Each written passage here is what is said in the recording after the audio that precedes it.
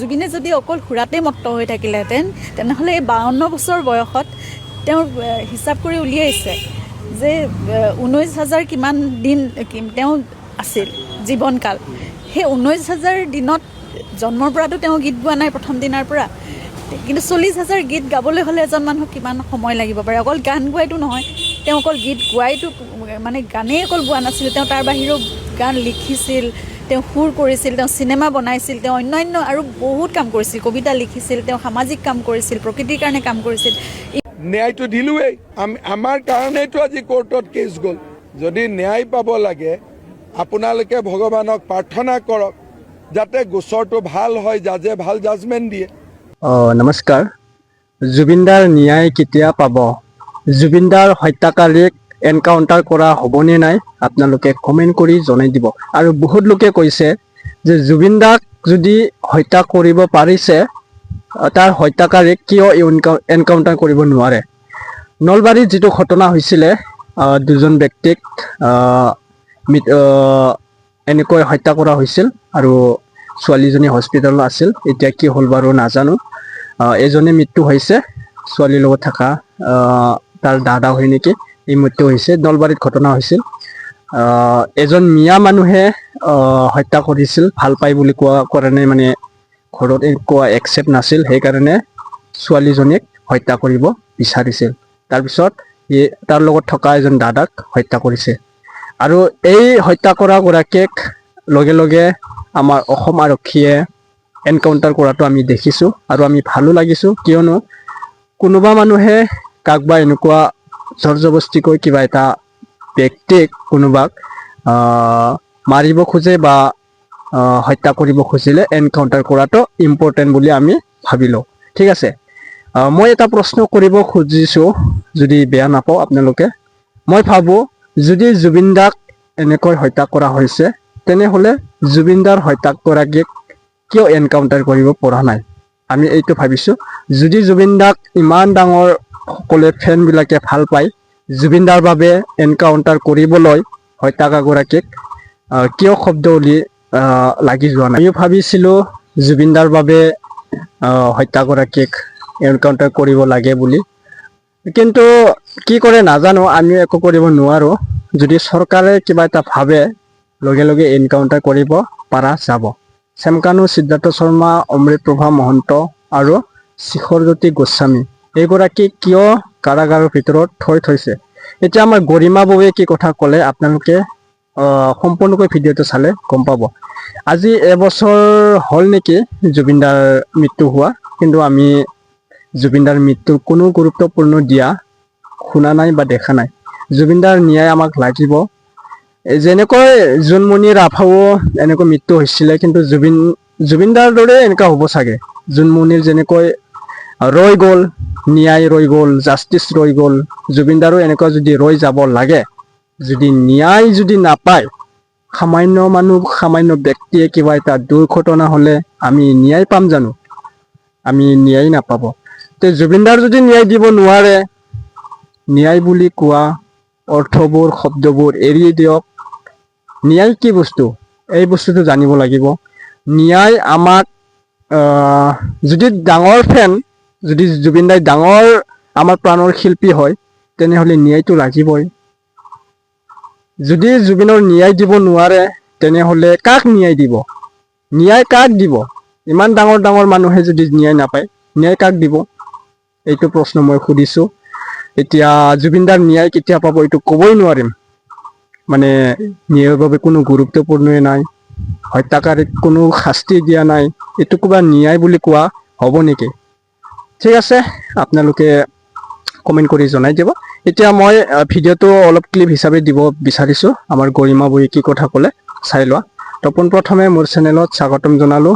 যদি চেনেলত নতুনবাৰ আহিছে ছাবস্ক্ৰাইব কৰি ল'ব আৰু চেনেলটো ভিডিঅ'টো শ্বেয়াৰ কৰি দিব আৰু লাইক কৰি দিব। জুবিনদাৰ বাবে এটা জাষ্টিছ ফৰ জুবিন গাৰ্গ বুলি লিখি দিব। আৰু কোনটো ডিষ্ট্ৰিক্টৰ পৰা আপোনালোকে মোৰ ভিডিঅ' চাই আছা কমেণ্ট কৰি জনাই দিব দেই বন্ধু বান্ধৱী। এতিয়া ভিডিঅ'টো চাই লওঁ বাৰু আমি সকলোৱে, ঠিক আছে, চাই লোৱা। জুবিনে যদি অকল সুৰাতে মত্ত হৈ থাকিলেহেঁতেন তেনেহ'লে এই 52 বছৰ বয়সত তেওঁৰ হিচাপ কৰি উলিয়াইছে যে 19,000 কিমান দিন তেওঁ আছিল জীৱনকাল। সেই 19,000 দিনত জন্মৰ পৰাতো তেওঁ গীত গোৱা নাই প্ৰথম দিনাৰ পৰা, কিন্তু 40,000 গীত গাবলৈ হ'লে এজন মানুহক কিমান সময় লাগিব পাৰে। অকল গান গোৱাইতো নহয়, তেওঁ অকল গীত গোৱাইতো মানে গানেই অকল গোৱা নাছিল, তেওঁ তাৰ বাহিৰেও গান লিখিছিল, তেওঁ সুৰ কৰিছিল, তেওঁ চিনেমা বনাইছিল, তেওঁ অন্যান্য আৰু বহুত কাম কৰিছিল, কবিতা লিখিছিল, তেওঁ সামাজিক কাম কৰিছিল, প্ৰকৃতিৰ কাৰণে কাম কৰিছিল। ইমানবোৰ কাম কৰি যাবলৈ এজন মানুহৰ 52 বছৰ জীৱনকাল আচলতে যথেষ্ট কেতিয়াও নহয়, কিন্তু সেই চুটি জীৱনকালত তেওঁ যিমান কৰিলে সেয়া বহুত মানুহে 90 বছৰ 100 বছৰ জীয়াই থাকিও কৰিব নোৱাৰে। তেওঁ সেইখিনি প্ৰমাণ দি থৈ গৈছে, কিন্তু তাৰপিছত আকৌ পৰ্যালোচনা বা প্ৰশ্নৰ কিবা উত্থাপন হোৱাৰ কিবা ভিত্তি আছে জানো? জুবিন গাৰ্গৰ দৰে এজন সত্তাই, সেইটো এতিয়া আমি সকলোৱে অনুধাৱন কৰিছোঁ যে তেনেকৈ কোনো মানুহে আচলতে ইমানখিনি কৰিব নোৱাৰে, কিন্তু জুবিন গাৰ্গৰ দৰে এটা সত্তাই সেয়া কৰি দেখুৱাই থৈ গ'ল। আৰু সেয়া এটা অস্বাভাৱিক মানে কাৰ্যকাল তেওঁৰ, ক'বলৈ গ'লে সিমানখিনি অন্য কোনো মানুহে হয়তো নিজৰ জীৱনকালত কৰিবলৈ সক্ষম হোৱা নাই।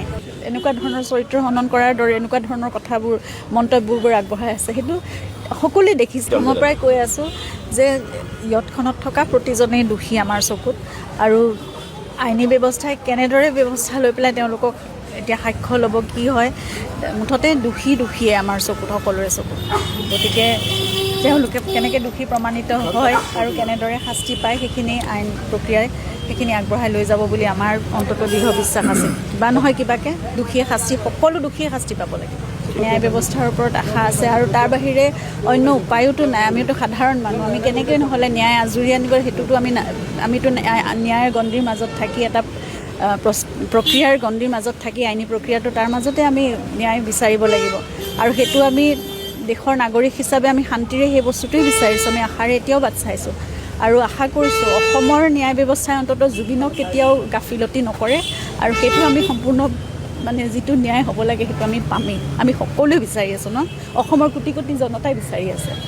ন্যায়টো দিলোৱেই, আমাৰ কাৰণেইতো আজি কোৰ্টত কেছ গ'ল। যদি ন্যায় পাব লাগে আপোনালোকে ভগৱানক প্ৰাৰ্থনা কৰক যাতে গোচৰটো ভাল হয়, জাজে ভাল জাজমেণ্ট দিয়ে। জুবিনক ইমান বেয়া কিয় পায়? নহয়, জুবিন প্ৰেমী বোলা দুটা বস্তু আছে, এটা পলিটিকেল জুবিন প্ৰেমী আৰু এটা অৰিজিনেল জুবিন প্ৰেমী। চাওক, আপোনালোকে কিছুমান কথাত এটা ভুল কৰি প্ৰচাৰ কৰে। ভূপেন হাজৰিকাৰ সমাধি হওঁতে 4 বছৰ লাগিছিল। 6 মাহত ড্ৰয়িং ডিজাইন কৰি সমাধি কৰিলে সেইটো জুবিনক ভাল পোৱা হ'ব নে বেয়া পোৱা হ'ব? সেইকাৰণে জীৱনকালত জুবিনক ভাল পোৱা মানুহবিলাকক এই কামবোৰ কৰিব দিয়ক। যোনে জীৱনকালত জুবিনক বেয়াই পাইছিলে তেওঁলোকে বেছি ভক্ত হৈ থাকিলে গণ্ডগোলহে হ'ব। সেইকাৰণে এটা শ্বহীদ বাকৰি বনাওঁতে কিমান দিন লাগিল? 5 বছৰ নালাগিলে। তাৰমানে আপোনালোকে 6 মাহতে যেনে তেনে কিবা এটা বনাই দিয়াটো বিচাৰে। জুবিনক ইমান বেয়া কিয় পায়? নহয়, জুবিন প্ৰেমী বোলা দুটা বস্তু আছে, এটা পলিটিকেল জুবিন প্ৰেমী আৰু এটা অৰিজিনেল জুবিন প্ৰেমী। অৰিজিনেল জুবিন প্ৰেমীয়ে বিচাৰে যে ধুনীয়াকৈ ড্ৰয়িং হওক, সুন্দৰ এটা সমাধি হওক, আৰু ডুপ্লিকেট জুবিন প্ৰেমীয়ে বিচাৰে যে কিয় নহ'ল বুলি কৈ ৰাজনীতি কৰিব লাগে। আপোনালোকে মোক কওকচোন, 6 মাহত যদি কিবা এটা সমাধি বনে সেইটো সমাধি হ'ব নেকি? সেইটো কংগ্ৰেছৰ দিনৰ অংগনবাদী কেন্দ্ৰ টাইপ হ'ব, পাৰৰ বাঁহ এটা। তেনেকৈ জুবিনক অপমান কৰিব কিয় বিচাৰে? মইতো আপোনালোকৰ মানসিকতাবিলাকে বুজি নাপাওঁ যে জুবিনক ভাল পায় নে বেয়া পায়। আৰু এতিয়া অমৃত প্ৰভাৰ কি ক'ব খুজিছিল? তেতিয়া উকিলৰ কথাটো মই উত্তৰ দিব লাগিব। উকিলৰ কথাত উত্তৰ জাজে দিয়ে নে মন্ত্ৰীয়ে দিয়ে? আপোনাৰ আচল উদ্দেশ্যটো কওক, আপোনাৰ কি আপোনাৰ প্ৰশ্নটোৰ আচল পেটত থকা কথাটো কওক, মুখত থকাটো বাদ দিয়ক। ন্যায় পাব লাগে, ন্যায় এনেকৈ ন্যায় পায় নেকি? যদি ন্যায় পাব লাগে আপোনালোকে ভগৱানক প্ৰাৰ্থনা কৰক যাতে গোচৰটো ভাল হয়, জাজে ভাল জাজমেণ্ট দিয়ে। আৰু ভাল উকিল যদি আছে কোৰ্টত যাব লাগে।